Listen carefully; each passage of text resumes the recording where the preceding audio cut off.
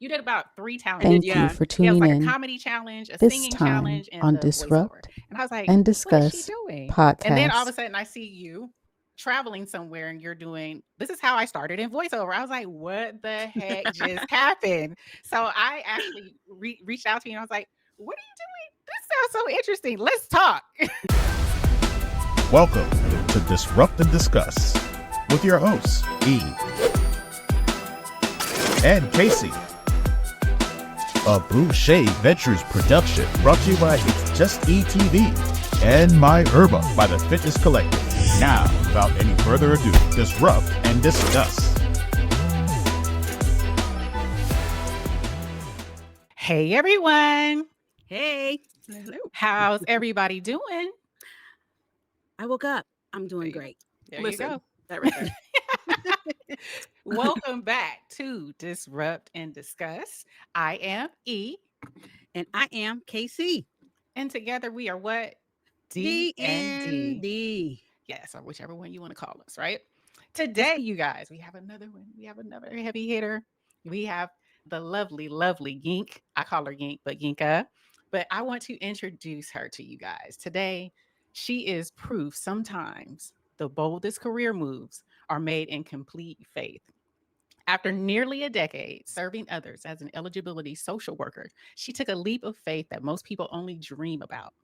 Leaving the safety of steady job, purpose, she pursued her passion for full time as a voice actor. Since then, she's become the voice behind major global brands like American Express, IBM, and CNN, lending her voice to everything from commercials to corporate narration and audiobooks.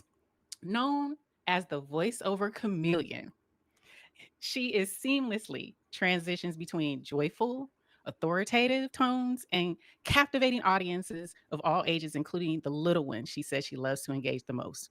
Her dedication and talent have not gone unnoticed. She has been nominated for Voiceover Newcomer of the Year at the One Voiceover Awards. And most recently, you guys, she became an audiophile earphones award winner for her work in A Century of Fiction in The New Yorker between Watch it. 1925 to 2025, a 46-hour full cast audiobook celebrating a century of storytelling. From Nigeria to California, from social work to sound waves, her journey is one of reinvention, faith, fierce creative purpose. Please welcome to Disrupt and Discuss podcast, the brilliant and inspiring Yinka Ladiende. Yay! Welcome, Aw. Yank. Thank you. You make me sound real fancy. You are real fancy. You are. I love it. We have been, KayCee and I have been doing this for almost a year, right? Correct. And KayCee brought the interview to this, interviewing people. And I was so resistant to this because I do this for a living. But she was like, we can bring different people, da da da da da. And she would bring most of the hitters. And I was like, I have someone. And I kept thinking of you. But She I was did. like, She brought your name up several times. several times. I was like, but she's so busy. She's booked and busy. And would she do it? So we got comfortable with this. We've done a few. And so I finally reached out to you and said, Yinka, can you please grace us with your voice? So I am thankful that you said yes. I'm thankful that you're here, and we are very excited to get into your story. But before we get into your story, I wanted to give the people who are on YouTube, so follow us on YouTube, and you'll be able to see. I'm just going to showcase what Yinka does and the power in her voice. Dear world, my son starts school today. It's going to be strange and new to him for a while, and I wish you would sort of treat him gently. Hi, we're Bubble. We make new school skincare. And you're probably wondering, what does that even mean, bro? And we're like, hang on, we'll tell you, jeez. Iconic. For a limited time only, Roku customers can get both Disney Plus and Hulu for $2.99 a month for 4 months. Marvel Television's Ironheart. Guess what, Toronto? We'll have 700,000 new neighbors and 450,000 new jobs by 2051. The COVID-19 vaccine for kids 5 and older is available at clinics and pharmacies around the state. Please keep your children safe. Julio's coming over later. While I'm at this work dinner? Her mother raised an eyebrow. Should I allow that? Blossom crunched into the apple. Why not? You like Julio. Probably more than me. Every general brings unique schemes to the round table. Hey, you. Want to strike a deal? Don't get in my way, okay? Let's take this to the stores. Welcome to Hell's Kitchen, Broadway's hit musical from Alicia Keys. It's raw, relatable, and refreshingly fun. A Follow Me Home session will likely be a new experience for your customer. So start by telling them what to expect. Introduce yourself and explain the roles you and your team will play during the session, and stick to them. How did the Shotana divide this against us? I don't know, but we must relay this information to Bimo at once. How? We are outmatched. I'm not even sure we'll make it out of this alive. One of us can. IBM Power is purpose-built for data-intensive workloads like SAP HANA and S4 HANA. Fast provisioning, maximized uptime, end-to-end security. You know the Tinder date was good when you change their last name from Tinder. It starts with a swipe. Tinder. Wow. Wow. You hit just about every industry, every genre. Yeah. Almost. We're working on world domination. World domination. Oh my God. I love it. And that was all you. This is all these are all booked, this Stuff is I out actually here did. with the masses. Mm-hmm. Awesome. I Yeah. love it. Well, let's start from the beginning. This leap of faith you took. Talk to us about where you were, where you started, and how you ended up as a voice actor. I was working with the county for this nice little cushy government job that try to fire me if you want type of thing with a pension, and it's a good grown-up responsible job. Right. And then so I was there it was coming up on like my 9th or 8th year at that point, and that's when the world shut down. And I feel like a lot of people at that point were like reevaluating, what am I doing, what's happening? And I used to work for a nonprofit, faith-based nonprofit, and travel and all that stuff. And I used to do a lot of working with drama stuff, theater. I used to sing more, just arts stuff. And I hadn't done any of that. And I just felt like I was just existing. And it felt so unfulfilling. Right. Right. The more that, because people are just like, oh, you work for the county, you're social casework, that's great. We need more. Like, yeah. Right. And Yeah, that's my life right now. Yeah. I'm like, because at first, when I first came in, it was always like, yeah, it's like what I was doing with a nonprofit, except I'm actually getting a paycheck. This is gonna be great. And my coworkers was like, yeah, it's all rainbows and butterflies and unicorns. We're gonna give They you probably had a few bet out months." there how long you were going to last, too. Right. I was like, wait. And so it started we're years in. So like I'm used to it. And you start to see so much. And then on top of that, especially when things started to get really bad, the way that even the county would treat its workers and, oh, you have to do that, like the it was just really, when your boss is telling you about how they're trying to leave and Wow. and everybody around you is like dropping out or going out on leave or whatever, and you are already overwhelmed and you're just like, I'm not even doing anything. I am a art person. Yes. You know what I Yeah, mean? I'm not you're even doing creative, anything right. artistic, nothing creative. This is just sitting in front for hours. Gave myself carpal tunnel, like a whole. Oh, Like, God. Yeah, I've it got a was carpal tunnel, just- too. Mhm. It was just ridiculous. And so I had also been obsessed with audiobooks since 2010. I discovered them and started listening to them. And then once I got like a job that actually paid me money, I was like, ooh, okay, great, credits. So I would listen to audiobooks a lot.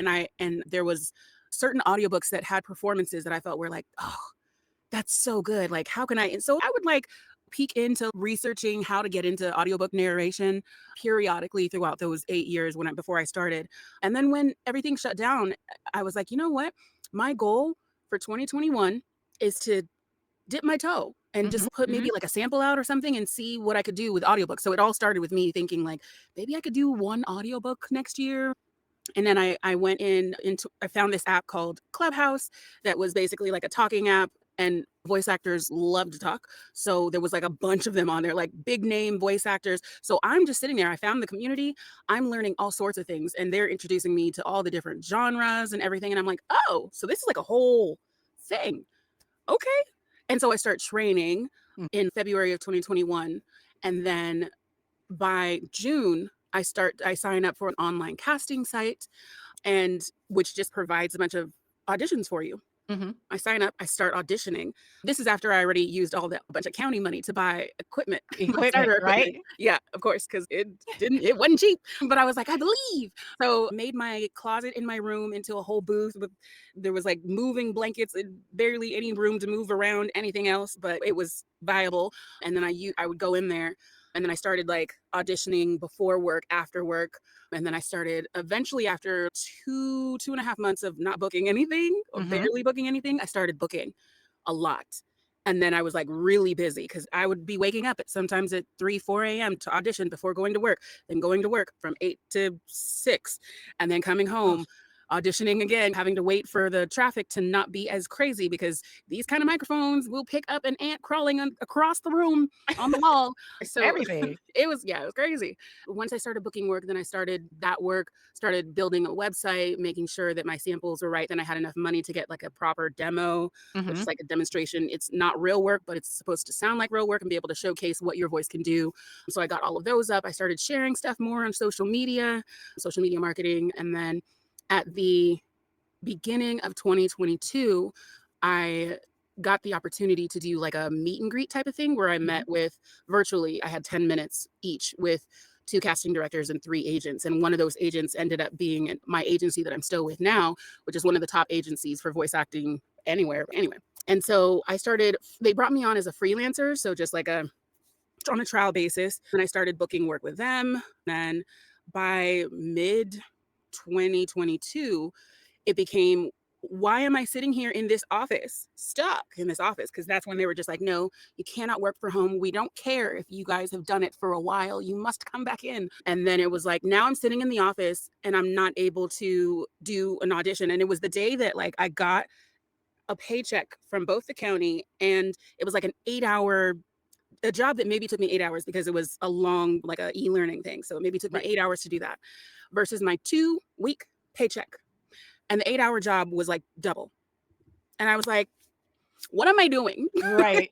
And I was just like, okay, you know what? And I'm literally Right. miserable at this job but Yeah. it's also just incredibly scary as an adult to be like, I'm going to go ahead and give up this pension. Like, Right. Right. It is. what? Because you weren't taught to do that. I was Your parents absolutely tell you not. to do that. That was like absolutely That was, you don't leave that for sure. what are we doing? Right. Like, I agree. people are trying to get into the county. Why would you? No, Yep. like, Why would you try to but leave? what was interesting though is that my parents were actually incredibly supportive, which is not typical for like, we're Nigerian. Right. What's happening? But like from the moment I told them, everyone that I told, I was like, I feel like I want to try out voice acting. They were like, yeah, that sounds about right. And I was just like, really? So this is a consensus that we're trying this. Yep. And just the way that it was just the trajectory, I didn't realize it at the time how crazy it was. But people would just be like, no, people have been trying to get with this agent for like 11 years. People have been trying to straight off the bat, just we're going. And it was just like, oh, this is definitely the direction I'm supposed to be in. The favor of God was all over it. It was All like, over it. I yeah. just remember. So I remember when you started and you were on, I want to say not LinkedIn, it was Facebook because we were linked on Facebook and TikTok. Mhm. And so for people who don't know, I know Yink. I know Yinka. We went to church together. We met in church. We met in a ministry. And we just clicked instantly with our talking points about just everything. And I had left, and I think you were still there or you were bouncing Was back and forth. there. Yeah. Yeah. And I had left, but then I started seeing you on Facebook because we were still on Facebook. I was like, what is she doing? And the first thing I saw from you was you did a challenge. It was a voiceover challenge. Yeah. And you put it up, and I was like, it was a side by side. I was like, she sounds good. I was like, oh my God, what is she doing? And then I saw you put up another one. I think it was a singing challenge. You did about 3 I did. challenges. Yeah. It was like a comedy challenge, a singing challenge, and the voiceover. And I was like, what is she doing? And then all of a sudden I see you traveling somewhere and you're doing, this is how I started in voiceover. I was like, what the heck just happened? So I actually reached out to you and I was like, what are you doing? This sounds so interesting. Let's talk. And so, It is. and so we met up at Panera, I think it was. And I just because it was interesting to me and it was something that I wanted to possibly look into, and you ran down everything, how you started, and you gave me the ins and outs. But just to see you blossom, it just like everyone else, it was natural because your whole demeanor changed when you were in this as a voice actor. It was totally different from you being working at the county. From now that you are here, Right. it's just you just come alive. Mhm. And because I know you, I saw it, your travel, you got more outside, you were more introvert, now you're more extrovert. You're doing talking engagements, you're just out there. And I just saw you blossom. And so for people who are looking at this as something possible, that went over there, that went over there. Because you did tell me there was and I don't know if you want to talk about it or not. There was a point where you reached out and did like a seminar or workshop with a lady, and it was costly and it just wasn't really what you needed. So talk about that a little bit if you don't mind, because some people don't know how to maneuver within this, how to look for the right places to go to get the knowledge. I'm just gonna say, Yeah. before you take anybody's class, before you pay anybody money, everybody gets side eye because everybody's a coach. Right. Everybody's a coach, right? So before you take any classes, make sure that that this person comes highly recommended by more than just one person, preferably. Or if it's somebody who you know specifically personally and you're able to ask them, okay, what did you learn? Mm-hmm. What are the talking points? What did you learn? Were they, and also I feel it's hard to know because not everyone is a good coach. There's some people who gel better with coaches than Right. other people. Styling, some people might see someone as better of, okay, they just directed me, but I don't feel like I had the tools after I walked away to be able to do it myself. And someone Right. else might be like, oh yeah, no, that's exactly what I needed. But for sure, I would say don't just rely on like testimonials, because sometimes people will do a testimonial just because the person asked them. And especially if they have some kind of influence in the industry or something, Right. they're gonna say no.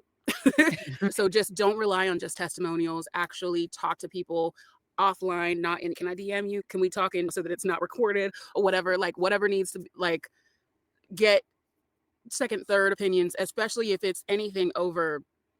Because here's the thing, you can coach with a top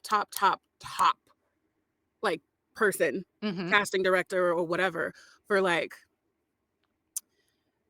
100 to at the very most $300. And $300, they're really not trying to coach. You can get good coaching for $200, $250 and below for an hour with somebody, right? Mm-hmm. For a class, it really, like if someone's charging, don't, if somebody's 2,000, charging 5,000. $2,000, 5,000, don't do it.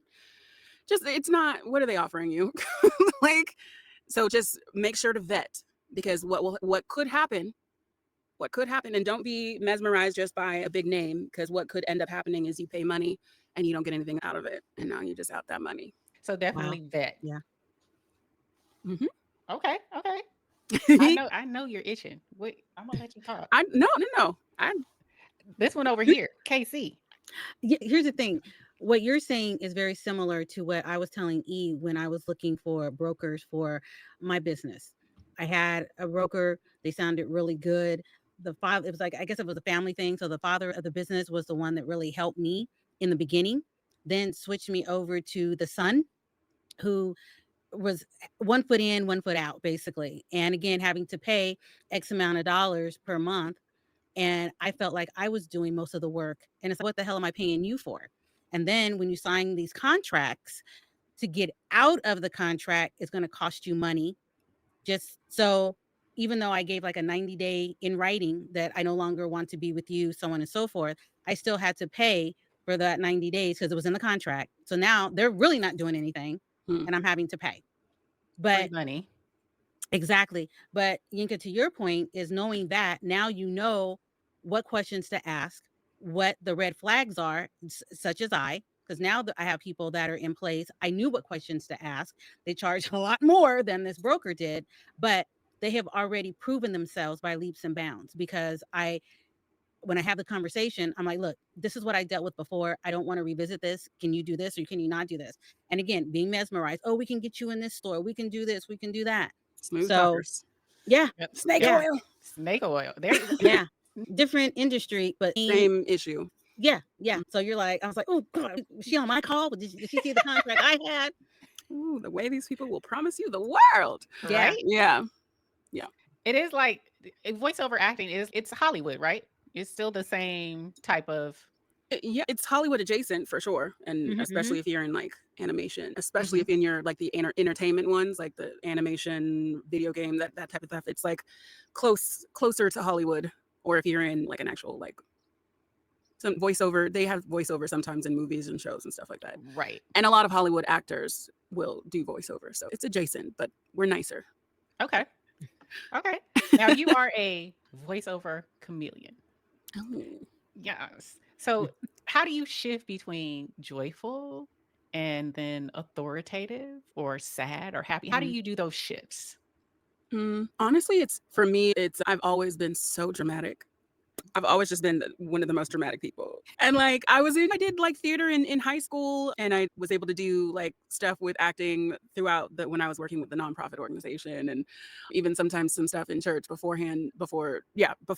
And I for me, all I have to do is understand, okay, what emotion are you looking for? Mhm. It's easy for me to switch into it because Okay. it's just I know what that feels like in my head. And Mm-hmm. especially after a while of going back and forth, because I would, especially when I started doing the auditions when I started auditioning on the casting website, Mm. and it would put, oh, they want this to be sentimental, they want this to be caring, blah, blah, blah, or they want this to sound just like casual, da, da, da. So it's like understanding what the difference between, okay, like sentimental, they want you to sound like you're really like empathizing, like, so it's Right. almost like talking to someone who needs to be soothed. But if they want you to be casual, then it's just like casual, like I'm just talking to you regularly, casually. They want you to be happy or you're like elated, then we're just gonna be happy and elated, like that kind of thing. Just Is understanding the how to more you project. get to the more the emotions. That's how I do it. Some people do it where they're just like they have certain people that they talk to in certain ways. They talk Mhm. to their child usually. If it's casual, they'll think of their child. If it's or casual, they think of a friend. Mhm. If it's sentimental, they'll think of a child, or they'll think of a grandma or whatever. I personally Mhm. just like to think of whatever the emotion is and feel the emotion and then just have the emotion come out that way.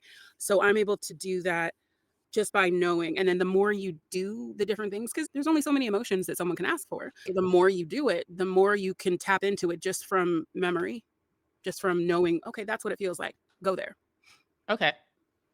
Definitely for like an me, actor. like an actor. Exactly. Exactly. You project those So, emotions. question. So when you're saying you have to change your emotion, I know with like sometimes with actors, they're saying, okay, you think about something sad. So besides having to think of something sad, but you're so used to switching. So just like you're saying, you don't have to do all the foreplay, if you will. If they're saying, okay, I want you to be sad, you've done it so many times to where it's okay, boom, I can do that. Or do you have to work up to it? Do you have a ritual that you might do before you even start, knowing that you're going to probably have to interface with different emotions? Me personally, I don't have a ritual, but I know people have to have a ritual.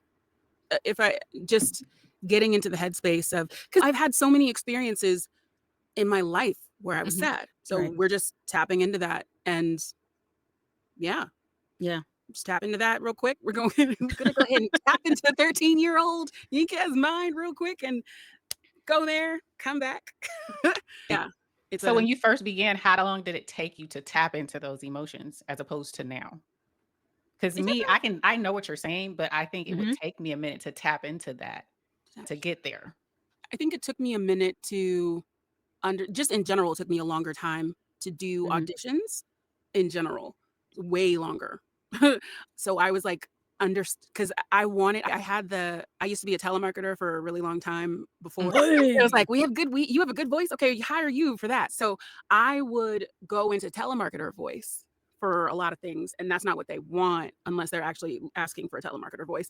And so I had to learn, don't go into that, actually put in the emotion. And so it was during my training days, it was learning how to, no, no, no, no, you're tapping into actual emotion. You're not just, so after training and kind of learning what that was, it Mhm. was a matter of now, okay, what does that look like in an audition? They're looking for caring and confident or whatever. They're looking for bold. Now, listening back, I have a good ear. Does that sound bold? Does that sound confident?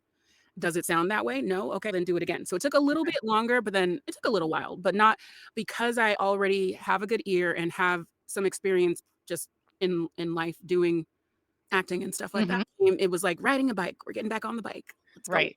Yeah. So, question again, like you said, I always have questions as you're talking. It took me a while to get used to talking and doing this because, and I don't know if you have this, but in my head, I sound a certain way.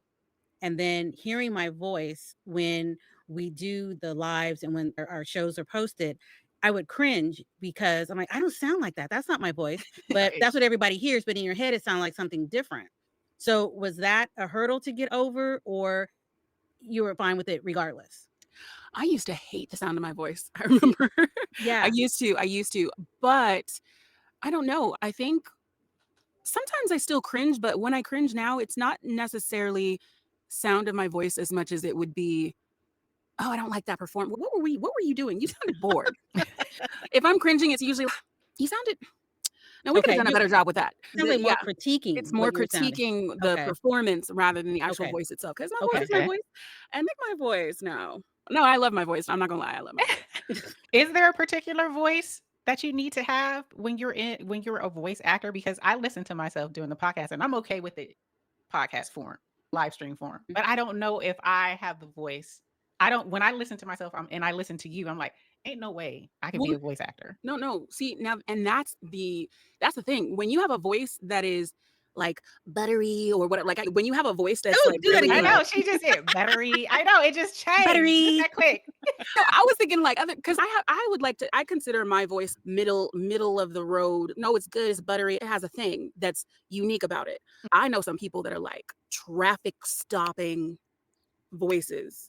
And the thing is, yes, there are certain things where you don't even really, I don't know that I'm quite there. I still have to like work. I feel like there are certain people who have voices where it's just talk and someone's going to be like, you're hired.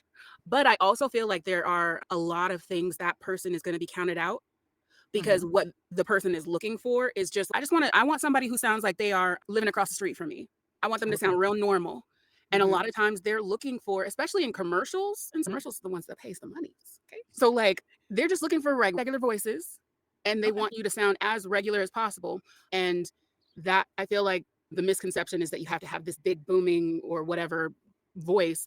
And yeah, if you can go into that's helpful, but you have to also be able to like, be like regular girl next door. Okay. And that is, or woman, or whatever it may be, whatever your voice is, there are people with very unique voices and it's really about what you're able to do with it and how you're able to sound normal, natural, that kind of thing is more important than the actual voice cadence itself. Okay. That's good to know. So do you still have a coach now that you work with, a mentor that you deal with, or are you just doing your own thing at this point? I have people, I still have access to the coaches that I had previously. And I also, if I need a brush up, I know where to go, but I'm not like actively working with any coaches or anything like that right now because I'm doing the work and that is the work. And if I feel these days, if I'm doing like a workshop or something, it's basically to work with certain like casting directors or mainly like casting directors, hiring professionals to know what is it that you look for when you're listening to auditions so that I can know how do I cater my auditions that are going to you, that kind of thing. So it's like learning what different casting houses prefer, that kind of thing. So that's more so what I do now. I would still say that I have more to do when it comes to like animation type of things. Like I could, I could use brush up on that. But yeah, it's just a matter of carving time out. Yeah, because you're booked and busy. What about character? What about your range with regard? Because I've seen you've done children's books, right? Have you ever done anything with regards to having to have an accent, changing your accent? Yes. So I didn't even realize that I had this accent until the audition asked for it. But yeah, I have a pseudonym that did some fantasy books, some high fantasy books that the main character was doing a Southern accent the whole time. So there's that. Yeah. You got that Southern thing? Okay, what type of Southern? Texas Southern, Florida Southern, Louisiana? I lived in Texas, so I'm sure that's mainly where it came from. I lived in Texas for 2 years, so I'm sure that's where it came from. I was shocked that they hired me. But I was like, oh, okay, I guess we're doing it. And then when you do an accent for an entire book. It just, yeah. So I've done Southern accent. I've done a British accent in books. I've done the Nigerian accent. I was actually, because they were like, oh, you're Nigerian? Right? Okay, can you do this? And I was just like, I actually don't do that accent. And it was such a hard block in my brain because it was like, I just remember being made fun of for trying to speak. Your aunts are like, oh, you're trying to speak whatever. I understand my language, Yoruba. I understand my language. I don't speak it. And when we were younger, they would like make fun of our accent when we were trying to like reply and stuff. It wasn't until I started voice acting when they were just like, we need someone to do this book and it's going to have accents. And I was just like, but I don't do this accent. And my friends were like, okay, but do you know what it sounds like? So it's in you. And I was like, but I don't do this accent. I had time to work with it. And what I realized is that you have to be okay with sounding really bad at first on something. You have to be okay with sounding really bad at first. And that it actually does get better if you keep doing it. Right. And like they were right. Like I literally grew up. I used to have an accent before I was 5 and lost it and went to school and lost the accent. I did have an accent. There's tape, I don't know, cassette tape evidence. Are we finished? Daddy, are we finished? Like there is evidence that I used to have one. So why can't I get that back? So it was a lot of, okay, we're gonna try. And then I was actually shocked because there were certain, when I started with my, and this is before I started recording the book that required the accent.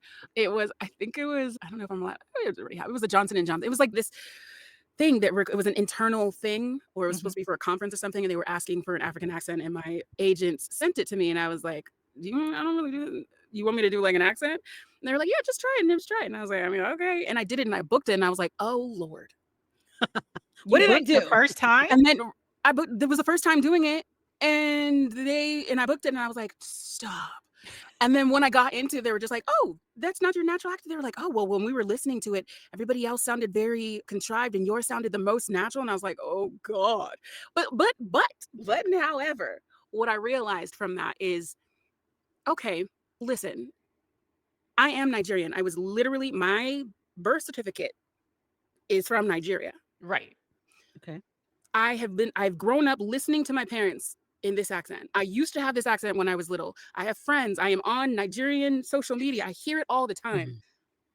My accent, when I'm even working through it, when to me it sounds bad, is probably going to be better than somebody who has no point of reference and is just doing a Wakanda or Coming to America. If I'm doing it for right. Exactly. It's not going to do it. Because like I know what it's supposed to sound like. I got to at least work with it.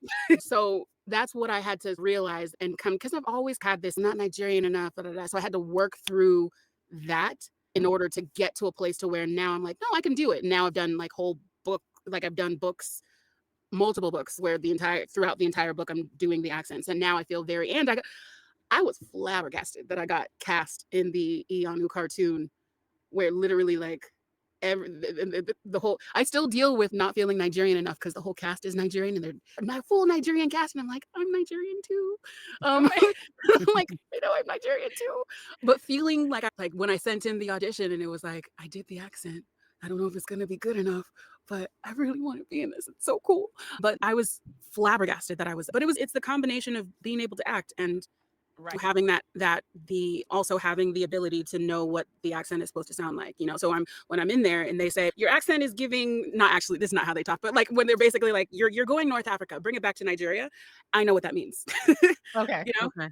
So it's like, okay, bring it back. Not saying it's not scary, but we're in the session, the pressure's on, bring it back. So yeah, the accent work. Quick question. When you were talking about that, not feeling that you're Nigerian enough, one of the questions comes up to me is, do you deal with imposter syndrome? Because that's what it sounds like to me. I mean, you're great.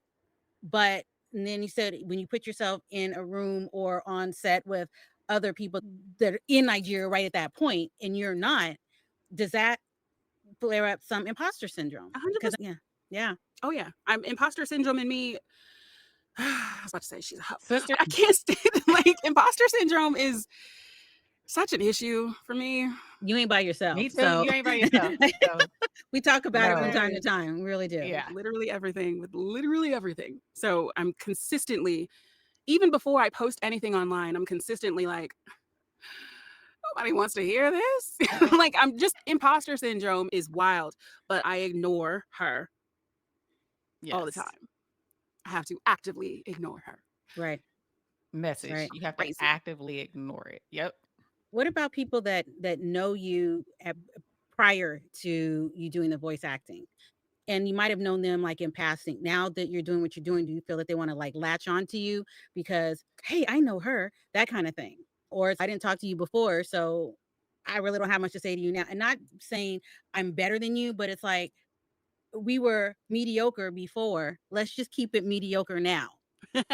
Maybe I'm deflecting or not deflecting, but talking my own personal shit. But it's real, really. All of a sudden, oh yeah, that's my girl. Yeah. And we weren't cool like that, but okay. Thankfully, I don't really. There are people who will reach out and be like, "Oh my gosh, that's so cool that this is happening." But more so, it's them reaching out for tell me everything that I need to know so that I can get the money you get or whatever it may be. And I already now have because I made so many videos in the start of what to do, where to go, my story, all of that. I have a whole spiel. It's a cut and paste. Listen to all this, and then if you still have questions, ask me. After you've listened to all of this. Yeah. They're on TikTok, they're on YouTube, they're on Instagram at this point. So I have a whole cut and paste. Here you go. But yeah, thankfully I don't have, there's people who are just like, oh my God, I'm so proud of you.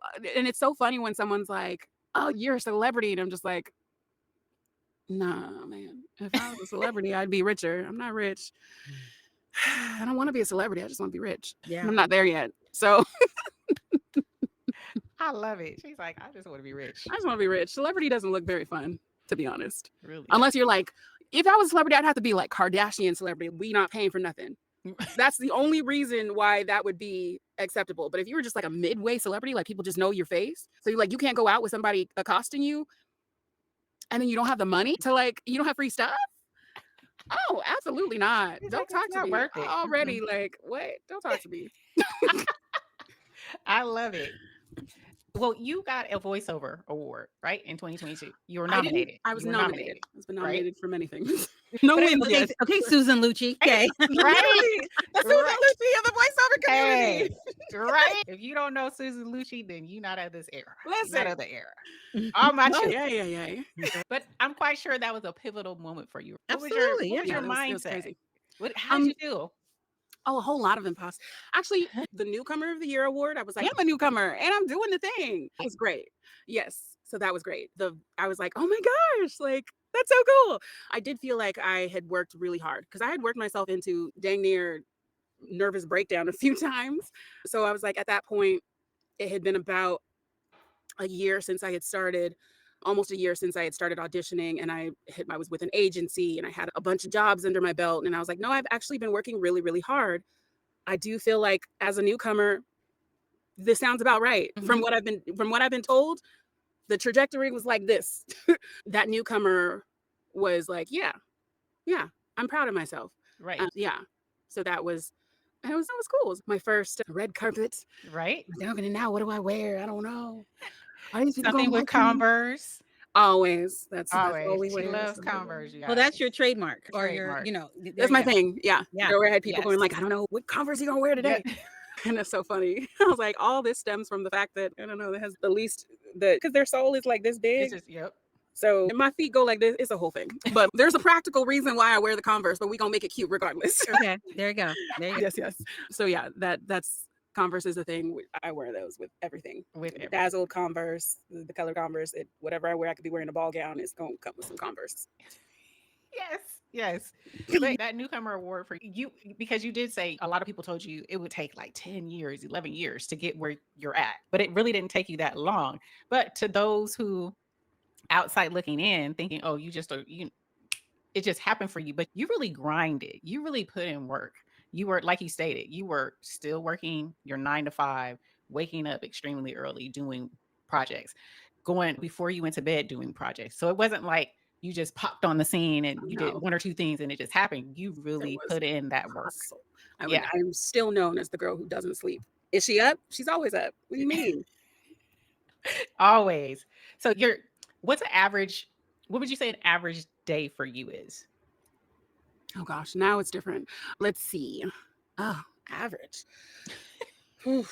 I think there's an average day if I have an audiobook project versus an average day when I don't. So let's go with right now. I just got a project, but I haven't started it yet. Average day without an audiobook project. It depends on what I did the day before, whether or not I stayed up later to do my auditions that are due in the morning, sometimes as early as 6 a.m. because East Coast, or if I left it to the morning. If I left it to the morning, then okay, we wake up around 6 a.m., 6 whatever, get into the booth, do warm-ups, do the auditions that are due 7 a.m., 8 a.m., 9 a.m., and then do some administrative work. And then if it's a weekday, oh yeah, it would be a weekday.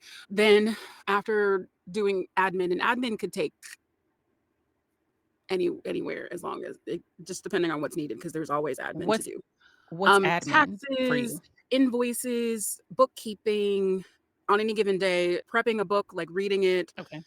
like it just stuff that is needed for, because it's a business, so just Right. whatever Absolutely. needs to be done, answering emails, all that kind of stuff. Okay. Updating websites, it could be anything on any given day.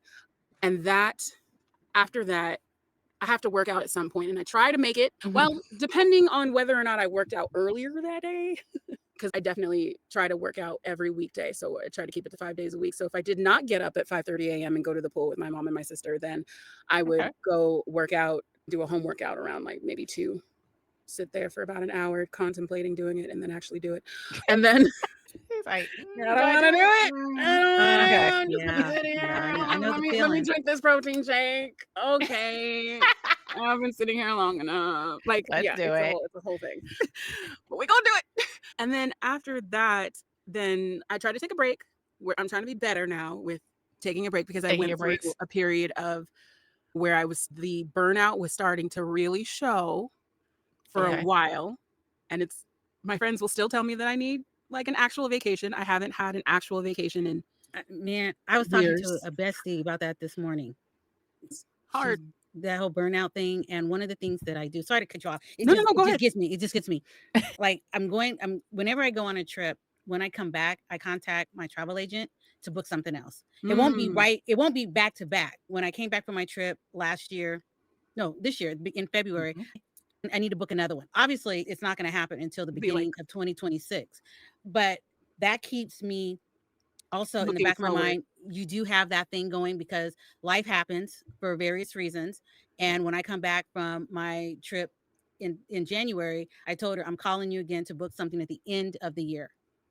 So she's already working on it, not now, but she would already be working on it. And for me, it's like, I didn't want to waste her time for asking her to do that. So that kind of keeps me honest with what I'm doing. And I have no choice but to make that time. If that makes any sense. No, it makes sense. Because if we're waiting to do it, Yep. it's never going to happen. Yeah. At least for me, it's not. I'm going to be still talking. I need a vacation. Yeah. No, for sure. And it's a thing, because what I end up doing as a voice actor is I bring my work with me. And because That's a no. that's what you do. And that's the problem, is that even on these like trips that you take, there's the travel rig that you bring with you. But the problem also is the times when I'm like, I'm not going to do anything. There have been times like last year where it's like, I'm not going to do anything. And that'll be the time that the agent calls up. Did you get that one audition? And I'm like, yes. Were you not planning to submit it? I thought I told you that I was going to be booked out. Oh, okay. Right. And that's the thing. When they call you specifically, you're thinking like, oh, well, they really feel like I could book this one. And then you feel like you're leaving money on the table. It's a whole thing. But I need to learn how to like. It is. And it's hard because you also don't want to let them down. You don't want to let Right. yourself down because you need the monies. You don't want to miss out on That whole FOMO thing. I get it. because you're just like, I could literally do this audition and end up booking something that could give me up to like thousands of dollars. And I'm like, do I really need a rest that bad? Like, you know what I mean? No, I mean, but it's just that whole balance thing. I get it. I get it. 100%. But Yeah. I need to put that down. Because Right. that's the reason why I haven't had a break, like a real break in a while.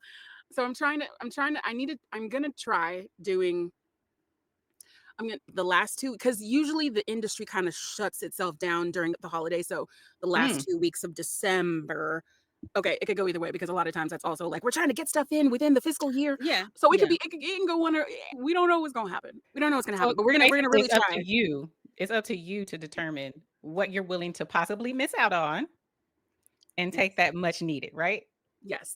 Okay. Or I could utilize my weekends and not work on the weekends, better. That too. That too. That could So you be- work on the weekends as well. So you're doing 7 days a week. Not necessarily. I try to, especially lately, I try to at least take one of the weekend days off. So 6 days a week. Yeah. Yeah. You need to talk to Okay. somebody. Yeah. You really? Okay. Is it you really don't need it, but you have goals? Would you say that is it I true? have goals. Okay. I have goals, and you never know when this, like, nobody ever knows what's going to happen. We might go into a whole True. recession, and then nobody has no money, and I am helping out. Parents are now retired. Everybody, Right. I make we got people who need we need to stack we as all much got up as we can. the financial Right. shoulders on our shoulders. I On get your it. shoulders. But Yep. but at the same time, if But being you're burnt no out. good to yourself, how are you gonna be Right. good to somebody else? And I use the analogy a lot, like when you're on the airplane, you get the drill, the Put it thing on comes yourself down, you got to first. put it on your Yep. face first. Yeah. Yep. Then Yeah. you can help that other person. So So this is a lesson I am currently actively working on learning and doing better Good, at good. is learning, okay, where are we going to actually take the breaks? So I'm actively, even throughout the day, saying like, all right, I don't need to get back in the booth right now. I can go a little bit later. You're tired? Take a nap. yeah. Take a nap. 'Cause you know what? You are your boss, and your boss tells you it's okay. But sometimes I feel even that where it's just, oh shoot, am I gonna miss out on an email? Make sure if you're gonna take a nap, take it after 2 p.m. because at least that way East Coast is closed, so you're not gonna get any. Right. the whole Yeah. thing. And the brokers that I deal with for my business, they're on the East Coast as well. So sometimes I'm up at 3 a.m. a lot of times, and I'm sending emails. So it's 6 o'clock their time. So they'll get it. So then you're on top of it. You feel efficient. Yeah. So I get it. Because even when I go on vacation, I'll have my tablet with me. So should anything happen, I will be able to get it, especially if you're going somewhere where it's on a different time zone completely. Mhm. So, but at the same time, as my husband will say, Put it the away. world ain't coming to an end. I go, but Wait he a likes flipping second. the switch and having the lights come on too. I mean, you get used to that. Yeah, it's a thing. It's a whole thing. It's a whole It thing. is. And that's the only thing with being an entrepreneur, whereas when you have the 9 to 5, You could you knew literally 8 to what? 4:30, I'm I'm packing out. my You're bag out. at 3:45 to be That's quite it. honest, and I'm not taking any more calls. Yeah. That's It's right. all over until tomorrow or And if- Monday, And if depending. I'm going on vacation, oh, they gonna figure whatever out. You're out. You get the out of office. Bye. Here's my call other me, don't person to email me. contact. What? Because I'll tell Exactly. you, when I would come back from vacation, when I did my 9 to 5, I didn't even check my emails. I had a 'Cause it's section that said vacation. I moved everything in there because a lot of times it was already taken care. You spend a day and a half those emails. Oh, I already got what I was looking for. So I figure I put it in there. You call me again when I'm back. Oh, I didn't get a Right. response. Oh, okay. Let me Then go I'll through. work on that one. That's a how I would do it. Smart strategy. Yeah. Yeah, well, years of Right? working, you figure it out. I wouldn't even worry about it. Yeah. And I Oh would my always have that. gosh. She's, oh, I'm so sorry. I was on vacation. I got so many. I'm so sorry. How can I help you? Then that became the first of the list. I had no intentions of going through all those emails. Are you kidding me? No. I would No. go through just because I knew with the county that a lot of times that they had 150 million cases too, so it might not have gotten taken care of. But Yeah, I was so- like, I'm just gonna deal with the fire when I get there. I'm not taking it with that was me totally different. Right. Yeah. But Yeah, it's 'cause I totally was in different when you work for healthcare, yourself. So, yeah. because everything's on fire anyways. We just walking back into the fire. Right. It was on fire before I left. It's gonna be on fire when I get Yeah. back. So y'all And it'll take be on care of it. fire the I'm next on day. You know, vacation. it's still Right. burning. Let me tell Right. you. 'cause burning. I Still know it burning. is. I know it's got to be. Like I said, God. I was in healthcare for years. So with the big major healthcare provider, and now trust me.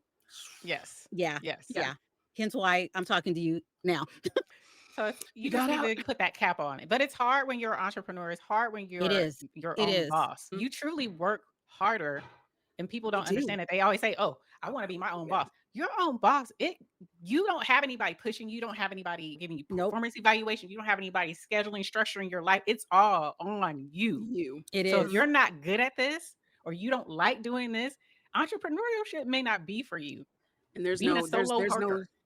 guarantee of paycheck. What? Nah. No. No, work nothing. for it. Yes, you got to work for it. Yes, If it you're is not a getting paid, grind. that's on you. Yeah, it's on you. So Yeah. I do get why you're like, it's all on me. Again, yeah. It's hard. hard. It's hard. And then especially because I was going so when I actually quit my day job and then it was just voiceover, I was like, look at all this time I have in my day. Yeah, oh my God. Yes. I was like, what? The illusion. Woo! You're like, Yeah. I love it. Now you're like, I'm like, okay.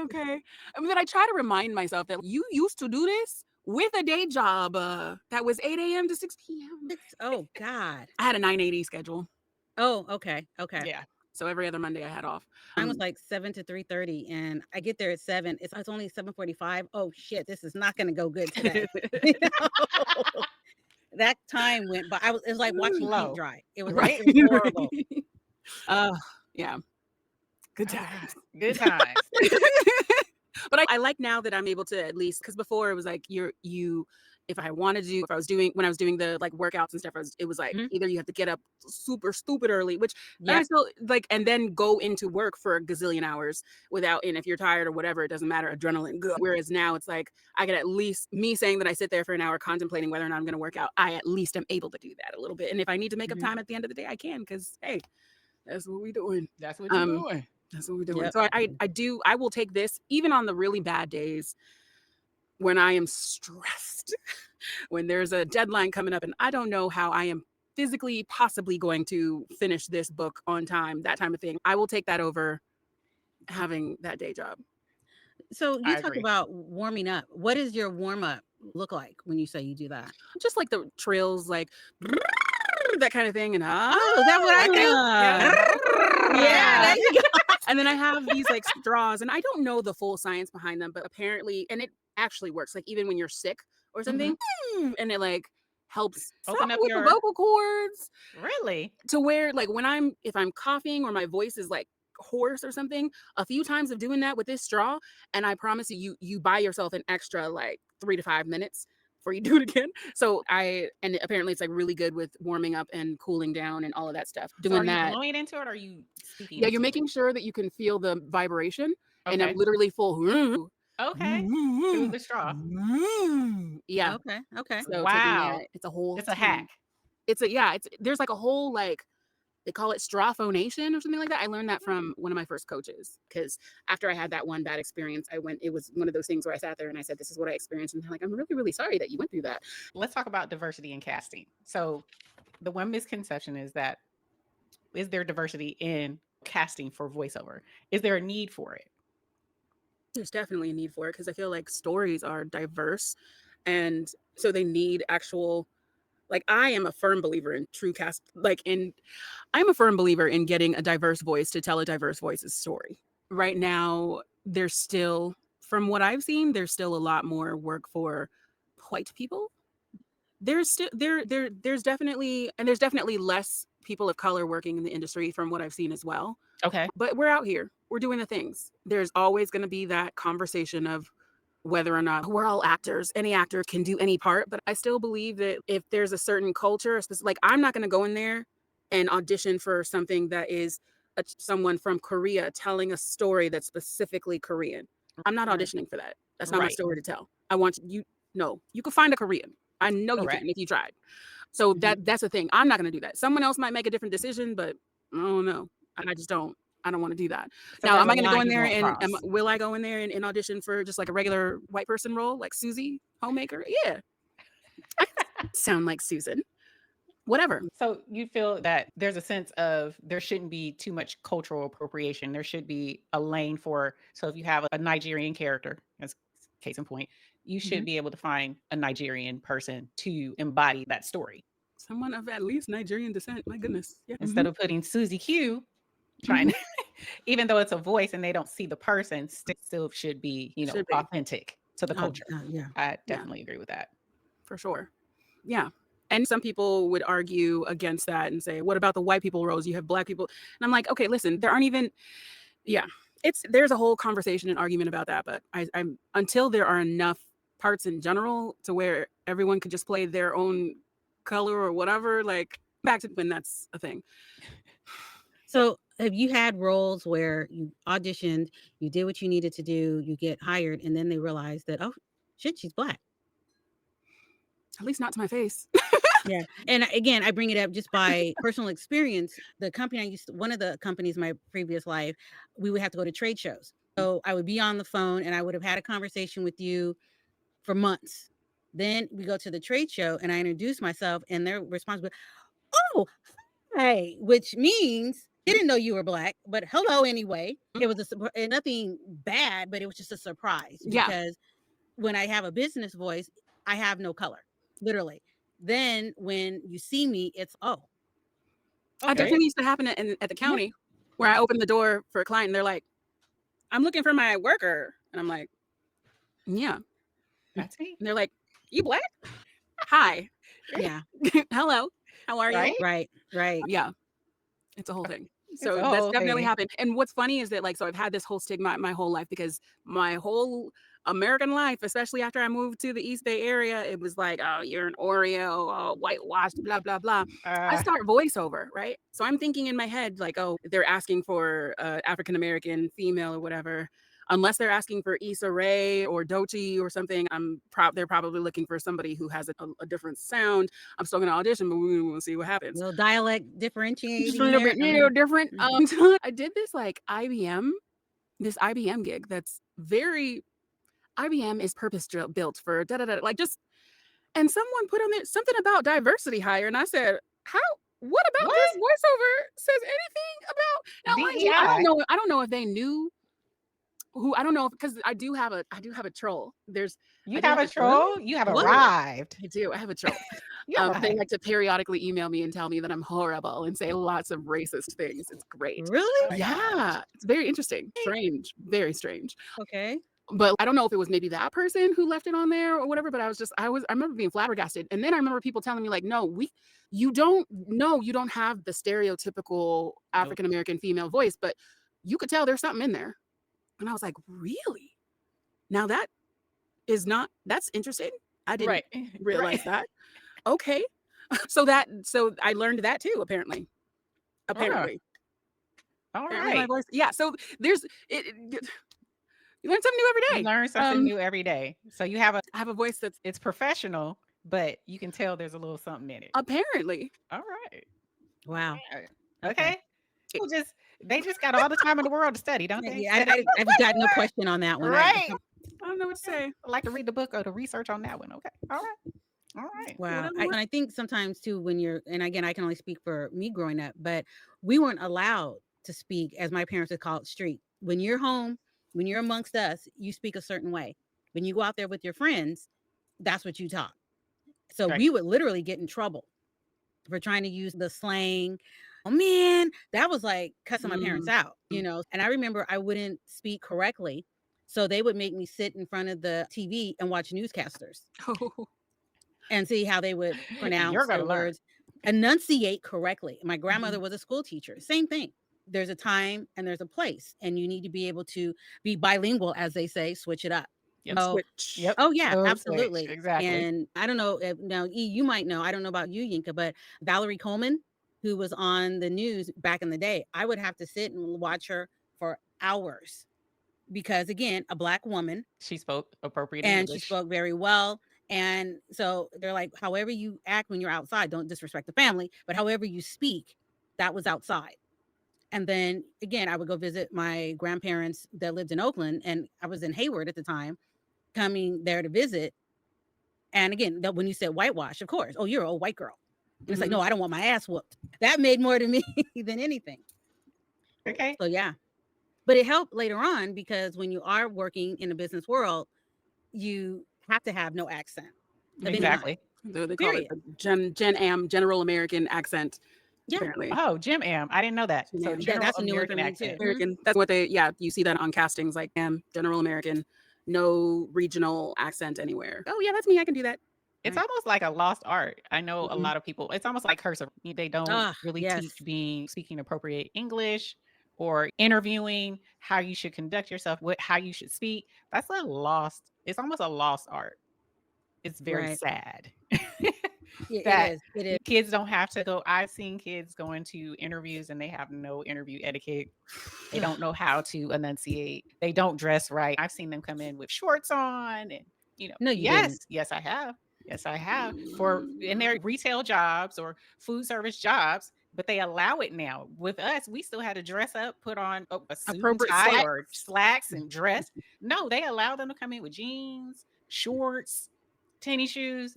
There's no etiquette anymore. I guess that's what it is. Yeah, there's no etiquette. Okay. It's sad. It's sad. Yay! Yes. Right? Exception. Yes. All right. Okay, I got this big question, and I'm quite sure you've heard this, quite sure it's the talk in your community. AI. I was about to say, that's what it is. Yep. Do you feel that AI is going to take over voiceover acting? If it does, it'll be a while before it fully takes over. I know I've heard about a bunch of different theories. One that resonated with me is it might end up being that to have an actual human voice will be like a luxury thing. Oh, to actually have it was a human voice that's talking. I feel like it might be a while because AI is getting really good, but I've also heard that there's like AI needs humans to learn. Yep. And if AI is taking over human jobs, then there's no more humans for it to learn from.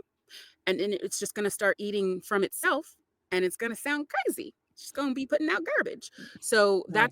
that's the most recent thing that I've heard is that, oh yeah, no, like it's going to, you all need us to copy off of this, which is why I don't lend my voice to AI.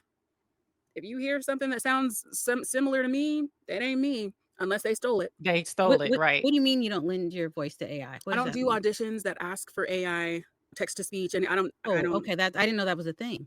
There's a Wow. bunch of auditions where they're trying to get people to talk, like, oh, just talk for us. We'll give you $20,000, and just say all these words. Just say these 100,000 words. I'll give you $20,000. What you're doing is Wow. you're teaching AI. You're teaching AI. Yep. They're gonna put it into the machine learning exactly how you talk, And they're and taking your voice. you're taking you basically, it's Wow. all very Little Mermaid, Ariel, and Ursula. Right. Yeah. So I don't, and at the same time, I'm like, okay, if it does end up being a situation where it's okay, you lend out your voice for whatever, I don't want to be on the cutting edge of let me start the process of replacing my job type of thing. But I also Right. don't want to be one of those people that are so against it that by the time we're there, I've been left behind. So I'm trying to my eyes are peeled. If it comes to a time where it's okay, this definitely seems like seems to be where the industry and everything is going. All right, where's the most ethical place to do this with, where I will have full control over my voice. They won't be selling it to some Right. random place and then I'll pop up somewhere else. Like, where's the most ethical and secure place for me to do it? And I'll do it there. But I I agree don't with think we're that. there yet. Yeah, I agree with that because there are a lot of, so I'm a part of SHRM, which is the Society for Human Resources.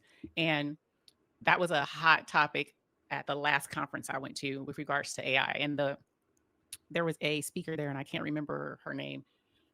But they were basically saying is people are so fearful that Sarah Connor, Terminator, these people are going to come. It's going to take over everything, take over our jobs, take over the world, blah, blah, blah. But it's more so the people who are so fearful are going to be left behind. The people who are going to succeed in this, because it is going to take some jobs, right? We can't get around that. Right. But the people who understand how to utilize AI, how to learn how to prompt, learn how to work with it, those are the people who are going to still have a position, have a place to go. But the people who are so fearful, those are the folks that more than likely they're going to be left behind. They're going to lose jobs, things of that nature. They're not willing to look forward. They're not willing to work with it. They feel it's the devil, this and that. So you really have to find the balance with it. And I totally agree.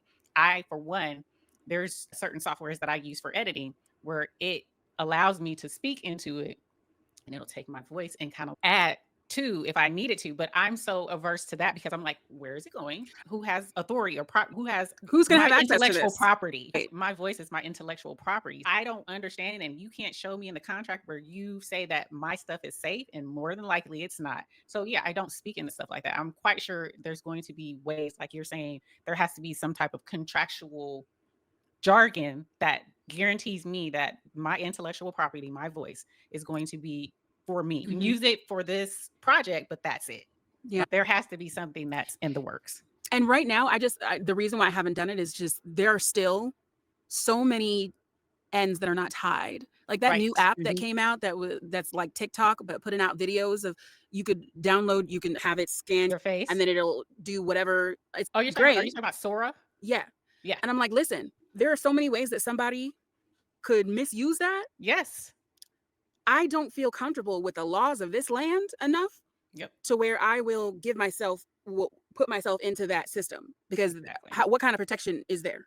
Right. I don't see the protection. And I even feel like unless there's some kind of like actual like law that gets put in place, some boundaries, AI can get completely out of control and replace a lot of stuff Yes. and a lot of people's jobs. So now you have a gazillion people out of work because companies are trying to save money and hire the AI, which is cheaper. What you gonna do with all these people who are out of the job? Absolutely. So Exactly. now what? Because I feel like that's where it's headed. Like all these jobs, all these we're just gonna go ahead and replace you with an AI, and you'll just I mean, you already seen it in hospitals. I've heard stories from like medical professionals where it's like they're prompting stuff in there, and the stuff that's coming out is, whoa, no, that's not what it was. You just never know when it's gonna act up. You know what I mean? You still have to know your stuff. So I feel like until there are laws in place to protect, I don't want to jump in quite yet. Absolutely. Because No, I there aren't definitely enough get that. laws. They're not. And the technology, which is just commonplace, technology is superseding law. It's because technology constantly changes, like in months. Laws take years. So it's not there yet. I definitely agree with you wholeheartedly with regards to that. There definitely needs to be some things in place because you see now, and this is topic adjacent, there is a AI that has signed a contract as an artist. Oh, right, $3 million. Yeah. $3 million contract. Just actually nuts. Nuts. Come on. Right. Now. I heard about that. Yes. So it is happening right before our eyes. And that's for musicians. And musicians are really feeling it because they're feeling that. Because a lot of them have sold but a lot of them have sold their catalogs. And so these people are buying it, pushing their stuff into AI. And so now these AI stolen IP, stolen voices, but you sold your catalog for money. It sucks. It sucks. Because so now this AI bot that's not real is now using what you did, what you created. Yep. And making whoever created is making money off of it. Is making money because somebody asked, who's getting the money? They're not real. I was like, obviously the creator of it. The creator got the $3 billion contract. So yeah, I feel it's art insane. like you like that's so wrong to me when you're creating art. I feel like AI for this. My sister loves how it's helping you put the prompts in and it helps with curriculum with coming up with putting the syllabus into place.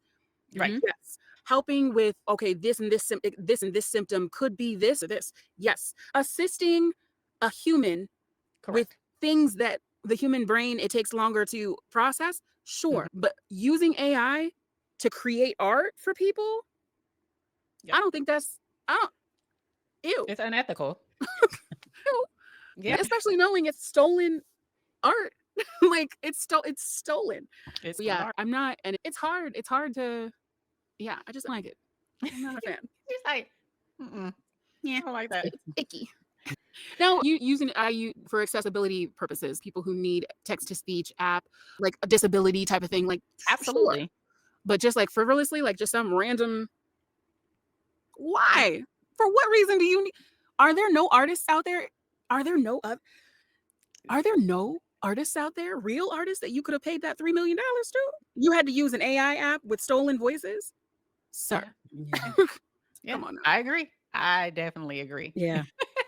Wild. Just wild. So tell me this, what's your definition of success beyond money or rewards? For me, I think my definition would be, it still is, being able to do something that I love and be able to live off of it. Like, you know what I mean? So not necessarily just the money, but just being able to do something that I love and enjoy and obsessed with and be able to like live life doing that without having to live on the street. Where it's not work. Yeah. And like, even if it's work, it's still, but I love it. Yeah. Satisfying at the same time. Fulfilling. Yeah. Yes. You don't mind getting up in the morning and doing it because it's something that you enjoy doing. Yeah. Most of the time. And even if I mind because I'm tired, once I get in there and realize, dang, I get paid to do this. Dang, that's so crazy. That is the goal. That is the goal. Yeah. That is the goal. Yeah. I get paid to do What does your family think, your immediate family think about this? I know you said they were behind you 100%, but now to see everything come to fruition. That's my girl, literally my girl. That's my girl doing Yeah, that. yeah, no, they're very proud. I could tell. I know that they're proud, and that's really cool to see, like, them talking about it, like, Yinka, yeah, no, Yinka's doing that thing, and she did this too, and it's just, oh, yeah, I did that.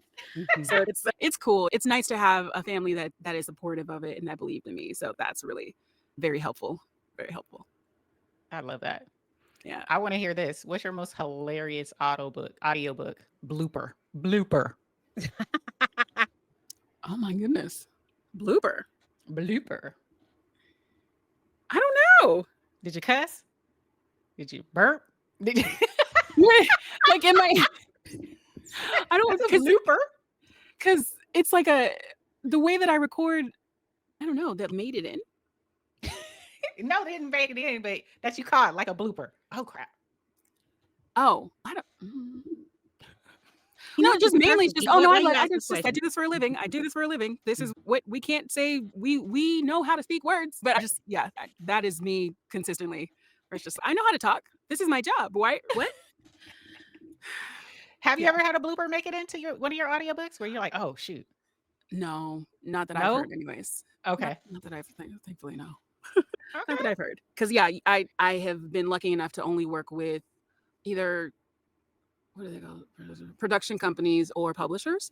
So I just do the recording and I send it off to them, and then their editors or whatever do all the editing and post. Oh. Yeah. Okay, and we there's can ask QC. right. Yeah. So I just so I don't. I'm like So you just go and then they edit it. Okay. Yeah, but there's something called punch and roll. So when I mess up, I go back to where I messed up, and then it like plays the back play, and then I continue on from where I messed up. So they get the clean edit. Oh, you know what I mean? There's only a few times where it's like there's certain publishers that allow you to just do free roll, but then for those, I'm sure like it's very much so they're looking through, they edit it, they make sure there's extra QC to make sure that nothing is caught. Punch and edit. Punch and roll. Punch and roll. Punch and roll. Yeah. So that's an audiobook term. It's standard. It's pretty standard to have clean punch and roll files. So what you send them, it may not be mastered, but there aren't any outtakes. There should not be outtakes. So go. No, go. I've been talking. So what is your go-to voice? I mean, whether you're tired or whatever, on demand, you can do this voice. Oh, my go-to voice is usually just like my regular voice. Hey, hey, I'm Bubble. It just depends though, because it depends on what they're looking for. I won't a lot of times they're telling me what they want to hear. So I could feel like I prefer doing the peppy voice, but if they want to hear my hospital sad voice, I have to give them the hospital sad voice. No, but are there times you get roles where they're saying, okay, I trust you. They give you like the outline and they're like, do what you do. But that's the thing is typically you read the script and the script is going to tell you what's going on. Or I'll give them both. A lot of times if they don't have a specific, especially with like promo stuff, if they'll just give the script and the script might be able to be taken in both ways. I'm gonna give it to you in 2 or 3 different ways and send it on in. Okay. Oh, it could be peppy or it could be sad or it could be just somewhere in the middle. And I will give you all 3. And do what you will. Do what you want. Oh my God. Okay. For an 8-hour book, how long does it take you to record an 8-hour audiobook? Realistically, if the book vibes with me and is an easy read, then the ratio is at least 2 to 1. The ratio would be 2 to 1, and it just goes higher from there. So for every 1 hour of finished audio, it's going to take at least 2 hours, if not 3.5, depending on if the book is like hard for me to process or my brain to process. But if it's like an easy book and I'm having fun, whatever, like my fastest ratio is 2 studio hours to 1 finished hour. That is, I'm doing good if we're doing that. But it definitely it's a lot. Audiobooks. So how does that work? So like E said, if it's an 8-hour book, I know years ago, other life, I used to work in publishing. So you have so many chapters that the author would have to submit. So in your case, if you're doing this audiobook, you do a couple, like you're saying, how many you send it in, then you go from there, or you do the whole thing? It depends on what they're asking for. So like I just got, there's Just depending on what the publisher is asking for. If they want you to send it in as you record, you can do it that way. But most of the time, I'll just record everything and just make sure it's in by the due date and send the whole thing in by the due date. I prefer to do it that way because then I feel like I'm being watched if I have to send it in as I go.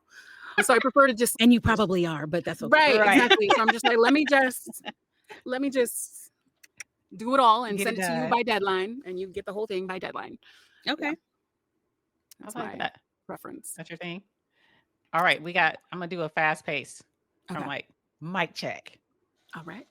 Hidden talent not related to your voice. Not related to my voice. Not related to that voice of yours. Yes, we're taking the voice away, ma'am. Oh no. She was like, I hear my voice. I ain't got nothing. I ain't got nothing. Dance?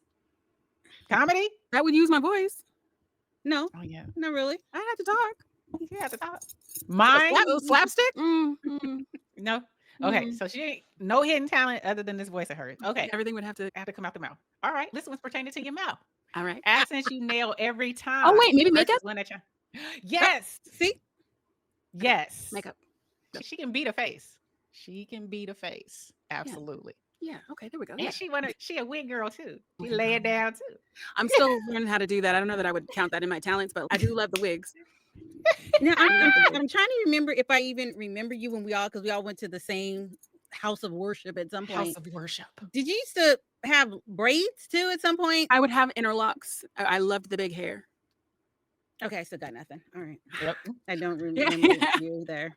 Because we used to be at the kids ministry. So we were in check-in. And what time were you guys going? It would be all What day. did we do? All day. Yeah. Because I would go because I was one of we the would leaders. do the first service. I want to get in and get out. Yeah, but the kids check-in was always on the side. Yeah. Yep. Okay. Yeah. I never saw you. Yeah. I am not where the kids are. I was not. Okay.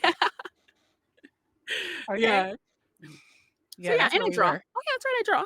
I don't know that I would see. say that I'm good at it now, but I used to be drawing. That's something. Okay, Yeah, that's your there we hidden go. talent.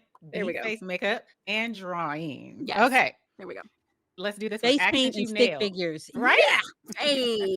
Exactly. What's the accent you nail every time versus one that challenges you? The accent I nail every time. I guess now the West African accent, I would say that I could nail it every time. One that would be challenging. Oh, anything outside of British, Southern, and West African would be. Like if someone told me to do a French accent, what am I supposed to do with that? I don't know. Would you get a coach if you needed to do something like that? So I know what the other one you did because you had family and your culture Like a reference. Yeah. Right. But for something else, trust me, if the money's right, I'm sure you're hiring a coach to help you nail it. Yeah, if the money's right and the money paid for said coach. For said coach. Yeah. I'd learn any accent. Yeah. If the money was right and the money paid for said coach. Other than that, how would you practice for that? Like the YouTube videos, study? YouTube videos, listening to the, okay, what is it supposed to sound like? What is it? There was one book where they said something like, oh, I think the mom or something had a line in like a Jamaican accent, and I was like, oh Lord. So I was on there listening over and over and I was just like, all right, it's not gonna be good, but listen, Here we go. y'all didn't hire me for that, so I'm gonna give you the best I got. Yeah. Right. Yeah, because I noticed that because I watch a lot of BBC and a lot of the English actors that I would watch, not knowing they were English, by the way, on a lot of shows that were East Coast. So I found, and I don't know if you noticed this or even care because I do the weird things, but notice that a lot of the actors that are English, they would have these New York accents. They would play these East Coast roles. And of course they can do West Coast and all that, but I noticed that even more so because I watch BBC. So I don't know if I know that you're versed in everything. My question is, okay, so is it easy for you to go into an East Coast voice as opposed to, okay. She's like, yeah, when I see East Coast, I'm typically like, not my ministry. I'm like, and here's the thing, I feel like because of the Great Migration, I feel like the way that the black scent or whatever up here, and especially out here in the Bay Area, it already lends itself to Southern. And that's the reason why when you hear white people from the South talk, people are like, oh, I hear us, but I don't see us. So I feel like hearing my friends' grandmothers or whatever's talking, it's almost like hearing like a Medea character. So I feel like that's probably part of the reason why also it was easier for me to go into some kind of Southern accent because I also grew up hearing it's closer to how the Black people of this area when I'm Because a growing lot up of talk. migrated from the Right. South. Yep. There's a lot of that. Mhm. My grandparents, they're from the South for sure. Yeah. But And East I know Coast, I've tried. You tried? Not a thing. Oof, I wish I No could. Boston accent. Ooh, Baltimore. not good. Not Baltimore. well. Yeah. Baltimore. Yeah. It's definitely not well. Well, I don't know if you guys, again, we're talking voice and accents, and I didn't notice this until my sister-in-law brought it up to me because she's from Ohio. And I say that to say, when we were talking one time, she said in California, you don't pronounce your T's. And I'm like, what are you talking about? And she'll see, Antioch but there's versus my point. Antioch. Yeah. Right. Or That's Costco. true. I don't, it's Costco. not Costco. Costco. I just say Costco. Yeah. And I didn't Costco. notice it I didn't either. until she brought it up. When we first moved here, my family was calling it Antioch, and my friends were just like, "Why do you say it like that?" You're right. 'Cause I that's how we didn't. talk. Yeah. Antioch.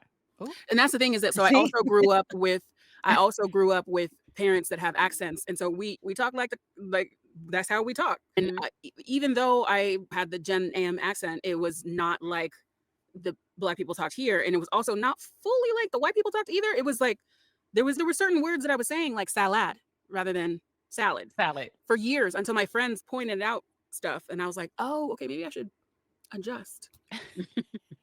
So there's certain things that like I noticed too. Yeah, no, Right. it's different.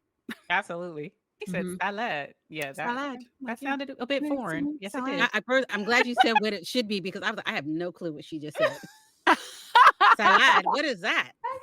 Salad. I'm like, who are we talking about? I think I want some salad. Some salad. Some salad. Salad. I love it. Yeah. I have this question. So if your mic could gossip about you, what would it say? What would your mics, the mics right there, what would they say about you? Shoot. What'd you say? What would you say? What would she say? She's easily distracted. I don't know. She probably has she'd probably be like, this girl has ADHD. She is undiagnosed. She'd probably say for sure. This girl is undiagnosed with something. We don't know what she has, but she has something. I love it. Your equipment. So equipment when you first started versus equipment you utilize now. Mm-hmm. What is that? So definitely it started out with moving blankets, 2-inch foam sound dampener thing. And I basically put them up in my 3x3-inch closet in my room and then covered myself with a canopy of moving blankets with the rolling closet things where you can hang clothes on. So I got one of those, set it up by the window, pinned the moving blankets to the top, put a bunch of like foam things inside the closet, got a microphone stand that had one of those foam things that are like half domes, put that up, put the microphone in it, which was a Rode NT1A, which is around $200 to $300. I had a Focusrite Scarlett Solo, which is around, I think it's like $100, it's either $100 or $150 because USB mics are fine if you absolutely can't afford something more. If you want to be truly competitive, they say XLR microphones are where it's at. You have that now, KayCee. NT1A. And I do. Okay. Yeah, it's an XLR. Like, Elgato. You have an Elgato XLR. So thank you very much. But it's really more so about the space and whether or not it has dampened sound. That's more important. If you only had money to invest in one thing, invest in the space you're in before you invest in the most expensive microphone. These microphones are a lot more forgiving than these. These will literally pick up an ant crawling across a room. Whereas this, it's like meant to mainly pick up what's coming straight from here. Whereas this is picking up everything from everywhere. So if you're having a sound issue, this is just going to be a lot more forgiving. You just have to learn how to stay here and not make sure that it's getting the optimum sound, learn how to do your stuff so that you're not like here and here or whatever. But yeah, if you have a really good sound dampening system, the phone with a microphone that isn't as expensive, it's still going to sound better than if you have a really expensive microphone, but you're sitting out in front of your living room. Yeah. That makes sense. That's what I had. Jimmy rigged it. So would you say spending like maybe $150, $200 to begin with? Would that be sufficient? Shoot, now with inflation, I bet it's more expensive. It depends on what you have to work with. If you already have a closet that's a walk-in closet that has a bunch of clothes that you could sit in between, then you might not need to buy a bunch of crates to dampen because you might be good on that front, and then you could invest a little bit more on a microphone and so there's that. There are free digital audio workspaces like Audacity that you could use, Yep. stuff like that to edit your stuff. So it just depends on what you have to work with. It could cost that, or it could be Could more. be a little bit more, because I was listening to you with regards to like the blankets and stuff, and you said you bought like the coat hanger or the clothes Rack thing thing. per se. Clothes But I'm rack looking thing. at, could you put me just jury rigging, putting a couple of chairs in the closet with you, and throwing that over the Throwing blankets it, over yeah, that. that's what people do. And People do that when yeah, they travel all the time. or make a little like, what do you call them? Little Fort. teepee, like a A little little fort. fort. Yeah, fort, like when you were kids, and You just get could. under You could that. sit on the floor and Yep. cover yourself with the duvet Yep. and do your thing. Just don't knock the mic. Just don't knock the mic. Yeah, you could do that. I mean, Just be creative. Just be creative. Do Yeah. what you need to do and then when you get money, invest it back in your business to make things easier for you. There you go. Yep. Okay. Thank you for that. For the listeners, because I know some people are going to have questions about this. I just have that feeling. I just have that feeling. And for the people, the D&D family, I'm going to put Yinka's information, her TikTok. Like she said, she has, if you're interested in it, she has some key. Do you have it like labeled, or is it? I have it in a note thing Okay. in my phone or wherever. It's on my notes and and I just copy and paste. So yeah, I'm mostly on Instagram, and I guess it could be I'm mostly on Instagram, but emailing me is also a good way of doing it too. My Okay. email's on my website. Yeah. Okay. You can just cut and paste, send it on out. Okay. However you want to do it. That's what I LinkedIn. I'm like technically on LinkedIn, but also I We're hate all it there. technically on LinkedIn. Right, we're all on there. Yeah, yeah. I'm like, I feel like I have too much personality for LinkedIn, so I just drop things there and then run away because I don't know what I'm supposed to do here. I guess I have a little bit of a Yeah, presence you're not for by you. yourself on that. Then you'll get things. Oh, somebody looked at you. And I'm like, okay, really? what am I supposed to do with that? No. So glad that we connected. And I'm like, yes, Yeah. it's so wonderful. Telling you to Do you have a connect job to for other me, a gig? people. And I'm like, I don't know. So I know LinkedIn is like a very good place to be, but I'm just Professionally. it's so very professional that it makes Yeah. me. I'm like, I prefer Instagram and TikTok where I could talk about nonsense, and that's still It's you hear okay. my voice. Exactly. It's still okay. Right. Yeah. Exactly. We'll drop that. We won't drop the link, and we'll drop the TikTok and the Instagram and the YouTube. So for Sweet. everyone. Absolutely. Absolutely. KayCee, do you have anything? I have a couple of more questions, but I know. No, I usually just camp on. This is very interesting. This is an area that I'm not versed in at all. I'm along for the ride. Yeah. This Okay. is really enjoyable. It really is. It really is. This is inspiring. So, speaking of inspiration, if a young melanated girl told you she wanted to be the next Yinka, what's the first truth you'd share with her? Are you ready to hustle? You have a therapist? Because Yeah. you probably need both. You probably need both. Okay. She said, ready to hustle? It ain't for the weak. It ain't for the weak. For real. And that's truth. Okay. You would definitely be really I'm still honest. trying to be the current Yinka. Right. I'm a what? We're like, I want to be like you when I grow up. I'm like, yeah, me too. Right. Let me know when that happens. Huh? Okay. Right. We over here trying to get it. Right? Yeah. Yeah. What legacy do you hope your voice leaves behind? Oh. My Yeah, I got the voice. questions, don't I? I'm like, oh my goodness, what legacy? It's so deep. God, it's girly. Legacy? I want to be known as someone where they remember me and they're like, oh, she was good and she was able to do it all and she did it well. You know, Okay. she I had love fun. She was nice. She was kind. All those things. Yeah. I love it. Thank you, Yink. Yeah. Thank you so much for coming here. Yeah. Just gracing us with your presence, number one, and just sharing everything, your climb. Because truly it was a climb. And I got to witness it. So it's like KayCee and I, we bring people on here, and we're like, the more we bring people on here, the more I see that we have people in our lives locally that are doing amazing things out here. And it's a treat to, when we sit back and we do these interviews, to hear your stories. And it's, wow, I know this person, or this person is really doing something that is impactful. And I love doing this now. At first, like I told you, You're I was welcome. like, exactly. I was like, I don't want to interview anybody. KayCee, I just want to talk about health and wellness. That's it. That's it. And she was like, no, let's try this. And now when I bring people on, we're just realizing the people that we have in our lives are close to us, have some amazing stories, and it's a and you wonderful don't thing. even know. You don't even know. And some things you just take for granted. It's because even in my case with E, I hadn't seen her in a while, and I'm scrolling, and I'm wait a minute, she's doing that now? So I'm trying to figure out how to get in touch with her. Like, hey, congratulations! I had no idea, no idea. Yep. Doing the YouTube thing. And that's when I was first getting back into talking to Yink, and I was like, I don't know which direction I want to go. I'm interested in what you're doing, but I'm also doing this. Obviously, I stayed in this lane for right now. I still see the value in it now that I actually talk on a mic and put myself out there like that. Where it's just seeing KayCee, what she was doing. I'm like, you have your own supplement? What? I like. Because you usually only see people like this. Oh, they live in LA. Oh, they're here. They're there. Not in your backyard. Literally in your backyard. In your backyard. And where we come from. And so you don't really have any, like, we have some, but it's good to see people where we're at the foundation and you're seeing people climb. And so, oh my gosh, I know this person.